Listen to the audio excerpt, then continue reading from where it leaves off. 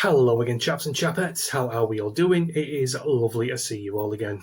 As always, today's video, guys, is going to be a bit of a sad one, truth be told. I want you to cast your minds back about 2 or 3 years ago to a little girl. Now, I'm not going to say little Muslim girl, because I believe this girl was far too young to be led down the demonic path of Islam, if you ask me. So I'm going to stick to little girl, called Sarah Sharif. Now, she was allegedly neglected, abused, and then eventually killed by her father, her stepmother, and her uncle. And I've got an article here about it that I want to read through with you guys. Now, ordinarily with these articles, I cherry pick what I read out to you, simply to save on time and make the video a little bit shorter. But in this case, I'm going to read through the whole thing, simply because I think it deserves it. So it reads here. Sarah Sharif was forced to wear a hijab to hide her injuries from the appalling violence she was allegedly subjected to by her family members, a court has been told. Now, this in itself does not surprise me.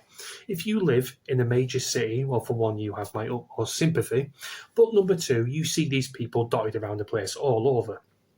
These women, well, supposed women, under these full-bodied garments, sometimes not even showing their eyes. And you've got to question yourself, what's actually under these garments? Is it even a woman? And if it is a woman, has she been beaten black and blue? Has she been abused? Does she have black eyes? Does she have a broken nose? Does she have broken bones or broken teeth? You just don't know. Because the people who demand and command these women to wear these garments are from the Stone Age. They are savage, they are barbaric, they haven't evolved like most of the rest of the world have to respect women in a way that they have their own thoughts and they have their own opinions and they can lead their own lives. Not in certain households, women are allowed to do that. They have to obey their husbands, they have to obey their boyfriends, and if they don't, most of the time they get a good kicking. So it stands to reason questions need to be asked when you see these people dotted around the place. The 10-year-old girl was allegedly murdered after enduring weeks of violence from her father, Ufran Sharif, 42, her stepmother, Bainash Batul, stupid fucking names, 30, and the 28-year-old uncle, Faisal Malik, jurors heard. Sarah's body was found in a bunk bed at a family home in Woking on August 10th last year, where she displayed injuries such as bite marks, scoldings, and broken bones. Alleged abuse. At the Old Bailey this morning, jurors were told that it was unusual that Sarah was the only person in her extended family to wear a hijab, which the prosecution alleged was worn to conceal the injuries of her face and head. Perfect way to conceal those injuries, wouldn't you say? A full-bodied garment, no signs of bruises, broken noses, that kind of a thing.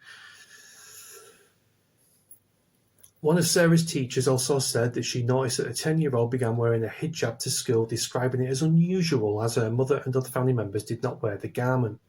And they claimed that Sarah was always wearing a hijab and mostly hid her face. Alleged abuse. Adding that it was unusual that she wore it in comparison to her family members. Now, this is a teacher we're talking about. These people are trained to spot when a child could possibly be abused, when they are distant and they're not involved in activities at playtime, not playing with their friends. If they are seen in the corner of a playground looking alone and depressed, that's the first alarm bell that should be set rung through anyone for child abuse, for neglect. Children as a whole should not be unhappy. They should be the most happy, gleeful people in the entire world. They are carefree. They don't have bills. They don't have houses to run. They don't have the stresses in life. They should be happy as Larry. So when you see a sad and depressed child, you go and ask questions and you try and pull it out of them. I mean, these are kids. It's not hard to pull out if a child is being abused or not. You should be able to see it a mile off, if you ask me, particularly if you've had training. Sarah's family fled to Pakistan after the 10-year-old was killed on August 8th, allegedly. On August 8th, with a phone call between her father Ufran and the Surrey Police 999 handler being played out in court.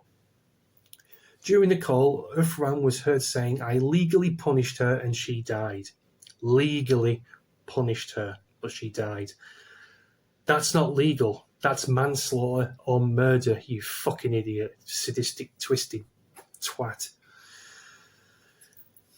Her father was told to take a deep breath and tell me what happened by the operator as he continued to cry during the call. Oh, you will be crying when you get sent down for this, pal. Believe me, you will be crying daily. Yesterday, the court heard that the note was found by Surrey police on Sarah's body, saying, "Whoever sees this note, it's me, Ufran Sharif, who killed my daughter by beating, allegedly killed her." I'm running away because I'm a fucking coward. Because I'm scared, but I promise that I will hand myself over and take punishment. On the other side of the note, the writing said, "I swear to God that my intention was not to kill her, but I lost it. Allegedly killed her. My daughter is Muslim." No, she isn't. She's too young to be Muslim. You can't force it on people like that. "Can you bury her like a Muslim, maybe? I will be back before you finish the post-mortem." The defendants have pleaded not guilty to Sarah's murder, even though she is admitted to killing her. In the note, I mean, the mind boggles. And causing and allowing the death of a child between December 16, 2022 and August 9, 2023. Now, it should come as no surprise to you guys that I have no love lost for certain people within this article. I don't like certain people within this article. But when it comes to children, be it black, brown, purple, yellow, whatever, Muslim, Christian, Buddhist, Hindus, children don't deserve to die. Children don't deserve to be murdered. Children don't deserve to be abused. Children don't deserve to be neglected.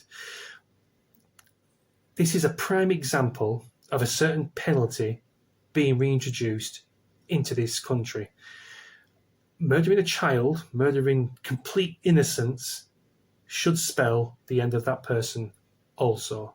I'm sure you'd agree with me. It's never going to happen. The world is far too liberal and far too woke for this ever to happen. But it stands to reason. You kill a child, you kill someone who's innocent, anyone who's innocent, your life should also be terminated. That's just in my opinion, and I think a lot of people follow my train of thought also. So yeah, guys, please do let me know what you think in the comments. I do apologise for the length of this video, but I did explain at the start what I was going to be doing. So yeah, that's me a lot, guys, and I'll see you in a bit. Thanks a lot for watching. Cheers.